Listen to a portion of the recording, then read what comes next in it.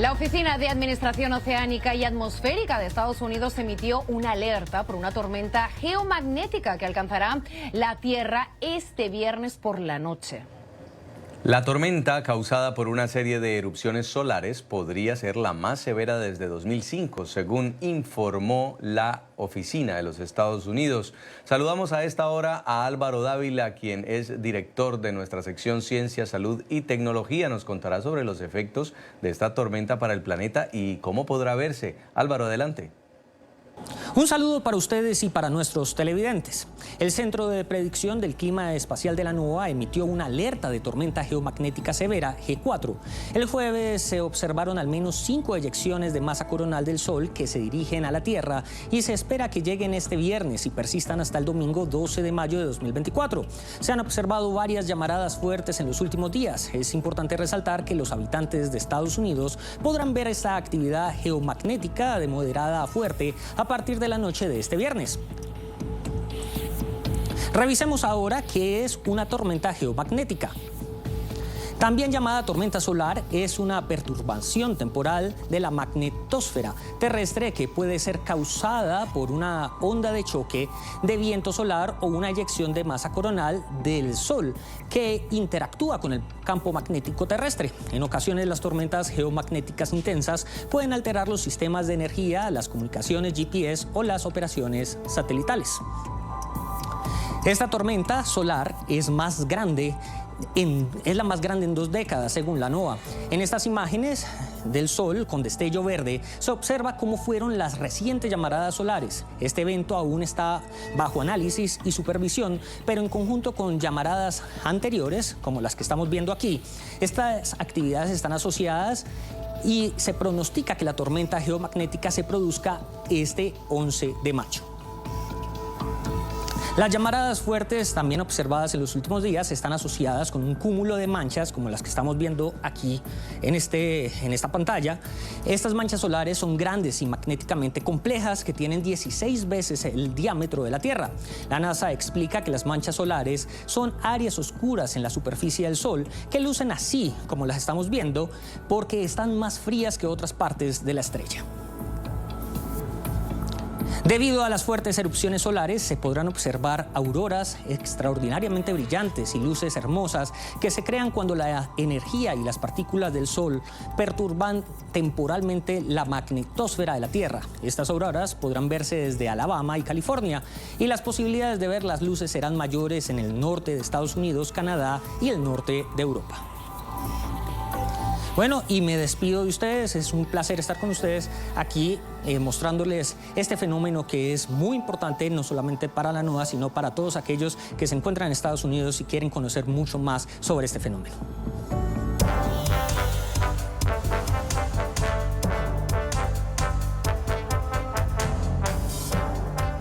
Para comprender más sobre lo que significa este fenómeno de la tormenta solar, saludamos a Diego Mardones, licenciado en Física, magíster en Astronomía de la Universidad de Chile y PhD en Astrofísica por la Universidad de Harvard. Señor Mardones, bienvenido, y empiezo preguntándole de qué se trata esta tormenta solar que se espera para esta noche. Buenas noches, un placer estar aquí. El Sol es principalmente una esfera grande, muy caliente, bastante redonda y muy pareja. Es como que en todas partes igual, uno la ve y se ve amarillo, con un poquitito de granulosidad.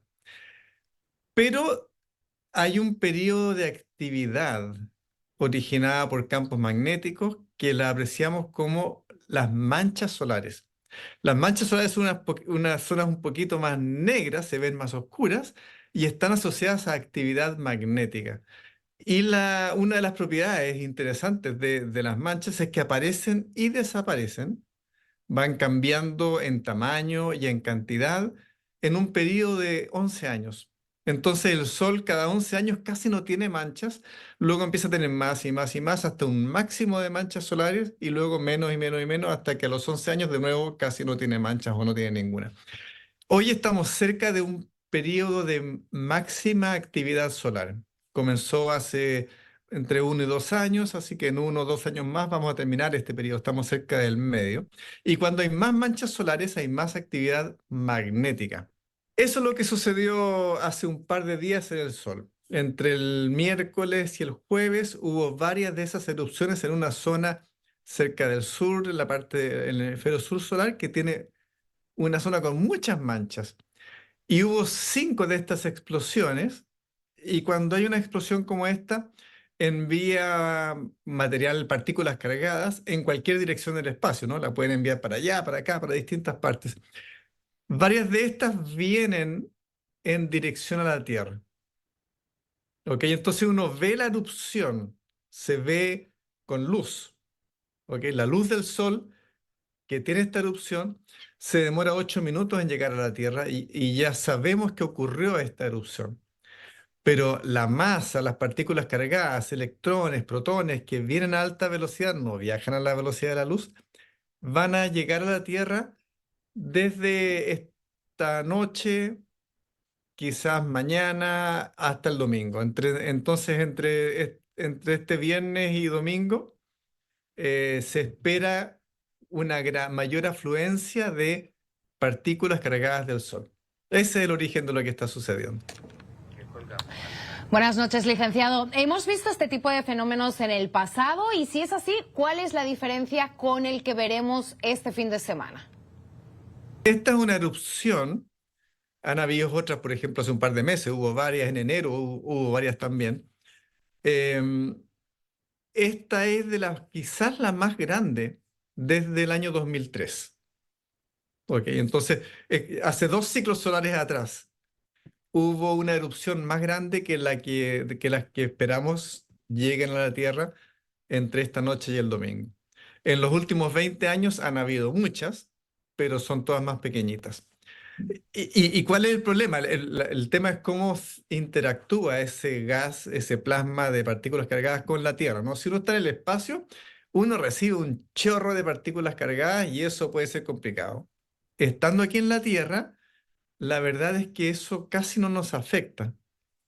El campo magnético de la Tierra, que es un tremendo imán, que es lo que nos permite apuntar hacia el polo norte o polo sur cuando uno usa una aguja de una brújula, por ejemplo, redirige todas estas partículas cargadas. Cuando llegan, cualquier partícula cargada va a tender a seguir las líneas del campo magnético de la Tierra.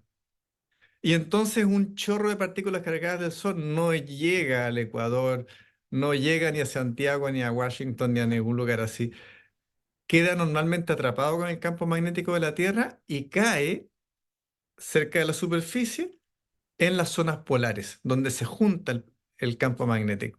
Si uno está cerca de los polos y esas corrientes eléctricas son muy grandes, puede afectar telecomunicaciones y puede afectar también los tendidos eléctricos. Y bueno, el 2003 hubo cortes de energía en Escandinavia, por ejemplo. Entonces, esas son cosas que podrían repetirse. Y esos cortes pueden ser cosas muy pequeñitas o pueden durar horas Es- según la intensidad de esta explosión. ¿Cree usted que estamos preparados en caso de que esto suceda? ¿Debemos tener en cuenta alguna recomendación? Mire, lo más evidente que está garantizado que sucede, además de las auroras, cambia el estado de ionización, ¿ok? La carga eléctrica de las partículas del gas en la atmósfera alta, en lo que llamamos la ionosfera. Y eso afecta las comunicaciones por radio de onda corta. Radio de onda corta fue tremendamente importante durante el comienzo del siglo pasado y se sigue usando, pero ya no es tan esencial como lo era. Ahora las comunicaciones son principalmente por fibra óptica. Entonces no se espera tenga un gran efecto. Pero si uno usa cualquier tipo de señal de radio, por ejemplo, se usa señales de radio para orientarse, para navegar. Cuando uno está en canales cerca de tierra, hay antenas que están emitiendo señales de radio que los barcos reciben. Ese tipo de comunicaciones, como mínimo, va a ser más ruidosa. ¿Ok? Entonces podría cortarse o cortarse por un rato, al menos va a ser más ruidosa. Los satélites Es otro problema. El problema de los satélites es que no están aquí en la Tierra junto a nosotros, sino que están orbitando la Tierra a una altura significativamente grande y por lo tanto no cuentan los satélites con la protección de nuestro campo magnético en la Tierra. Y entonces el problema de los satélites es que pueden recibir un tremendo chorro de partículas cargadas y pueden sufrir daño. Todos están preparados para eso, digamos, entonces siguen funcionando normalmente, pero a veces se detienen, hay que reiniciarlos y también pueden sufrir un poco de daño permanente. Es por eso que también sistemas como los GPS pueden fallar porque un satélite puede apagarse por un rato o pueden ser más ruidosos. Así que ese tipo de cosas está como casi garantizado que van a suceder. La consecuencia más grave para alguna gente es si es que hay interrupciones al suministro eléctrico. Eso es mucho menos probable, pero sucede en lugares localizados. Como le decía, el 2003 ocurrió en Escandinavia. Durante varias horas hubo partes de Escandinavia que se quedaron sin suministro eléctrico. Ha pasado también en Canadá, no sé, en Montreal, en distintas partes, no sé, siempre cerca de los polos. Y eso, bueno, no estamos en una época en el hemisferio norte muy invernal.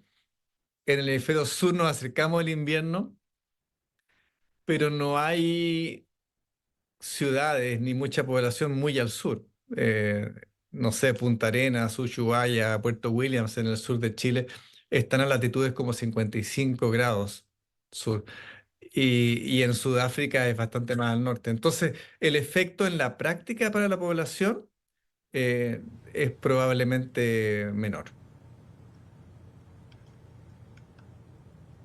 Pero entonces, ¿un evento de estas características representa algún peligro? Yo diría que no, en el sentido que puede ser un peligro para algunos tendidos eléctricos, para suministro de energía, solo cerca de los polos. Aunque eso sea cierto y que sí lo es, eso no representa un peligro para los seres vivos, porque no va a llegar un rayo que cae directamente en tu casa, no es algo localizado, sino que es algo que cubre un área muy grande cerca de los polos. Entonces no representa un peligro para ninguna persona, sí podría poner en peligro el suministro eléctrico en algunas partes. Y ya para finalizar, ¿en dónde se podrá ver este fenómeno? En el caso de los eclipses solares, por ejemplo, hay que utilizar filtros para proteger la vista. ¿Hay que tomar algún tipo de precaución? Em, no, no es necesario tomar precaución. Si uno quiere mirar el sol directamente, hay que utilizar lentes como de eclipse solar. Y las manchas que hay en la parte sur son grandes y van a permanecer visibles varios días mientras está rotando, digamos, se van a tapar eventualmente, ¿no? Pero probablemente son visibles. Para mirar las auroras es mucho más tenue, es muy poquita luz. Entonces, por ejemplo, durante el día no se ve nada. Hay que estar cerca del polo norte o del polo sur de noche y no se necesita ningún tipo de protección para la vista. Y son grandes, ¿no? Ustedes probablemente han visto imágenes. Varían, como que a veces bailan un poco, se van desplazando y cambian también del colorido según el tipo de iones que estén brillando. Así que son muy bellas. Hay tonos morados, lilas, rosados, rojos, verdes, eh, y vale la pena si es que uno está en un buen lugar. Muchas gracias al doctor Mardones por acompañarnos en el informativo USA y explicarnos esta importancia del fenómeno que tendremos esta noche y este fin de semana.